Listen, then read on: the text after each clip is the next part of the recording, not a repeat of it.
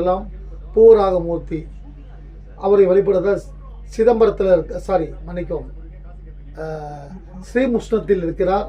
அந்த கோயில் சென்று வழிபட்டால் நிச்சயம் நிலம் வீடு பிரச்சனைகள் எல்லாம் விலகும், நிறைய நன்மைகள் உண்டாகும்.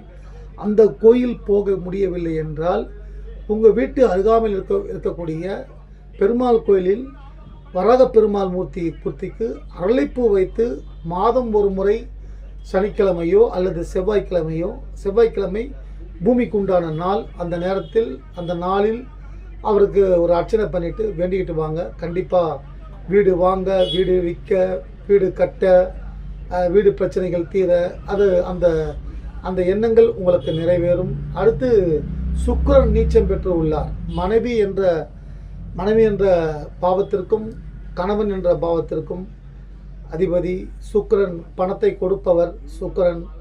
சுக்கிர கடாட்சமாக இருக்குங்க வீடு அப்படின்னு சொல்லுவாங்க. ரொம்ப ஒருத்தர் ஓஹோன்னு இருக்காங்கன்னா அவங்களுக்கு சுக்கிரதசை பின்னாடி அடிக்குதுன்னுவாங்க, முதல் அடிக்குதுன்னுவாங்க. அந்த சுக்கிரதசைக்கு உண்டான சுக்கிர பகவான் உங்கள் ராசிக்கு 3ஆம் இடத்தில் அமர்ந்து உள்ளார். அது மட்டும் இல்லாமல் கன்னியில் நீச்சம் பெற்று உள்ளார். மனைவி கணவன் இந்த அடங்க மாட்டேன்றாங்க, என்னுடைய மனைவி அடங்க மாட்டேன்றாங்க, என்னுடைய கணவன் அடங்க மாட்டேன்றாங்க அப்படின்னு சொல்கிறீங்களா, அது அடங்க மறுத்தால் நிம்மதி கெட்டு போய்விடும். நீங்கள் அடங்கி போக பழகிட்டீங்கன்னா அதை விட ஒரு சொர்க்கமான வாழ்க்கை எதுவுமே இல்லைங்க. கணவன் மனைவி கிட்ட நிறைய பேர்கள், அதாவது என்னிடம் நிறைய பேர்கள் கணவன் மனைவி பிரச்சனை, கோர்ட்டில் வழக்கு கேஸு, ஏமாற்றிட்டாங்க, அது ஏமாற்றிட்டாங்க, நிறைய பிரச்சனைகள் இருக்கும்.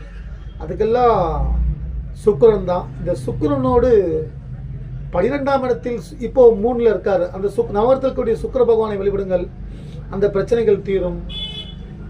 அன்பை பரிமாறிக்கொள்ளுங்கள். கோபத்தை உடம்புல ஒரு மனுஷ உடம்புல எல்லாமே இருக்கும். இந்த உடம்பு நமக்கு சொந்தம், ஆனால் இந்த உடம்புக்குள்ள இருக்கக்கூடிய உயிருக்கு சொந்தக்காரன் சிவபெருமான். என்ன நம்ம தான் நினச்சின்னு இருக்கிறோம் நம்மளது தான் எல்லாமேன்ட்டு. அந்த உடம்பு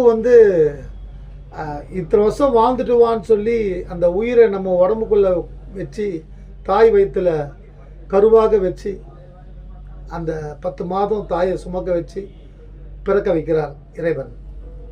இதுதான் அது என்னுடைய கருத்து. இதுதான் நிஜம், இதுதான் உண்மை. இந்த உயிர் யாருக்கு சொந்தம்? கோடி கோடியாக பணம் இருக்குது சார், நோய் சார், என்னால் சாப்பிட முடியல சார்,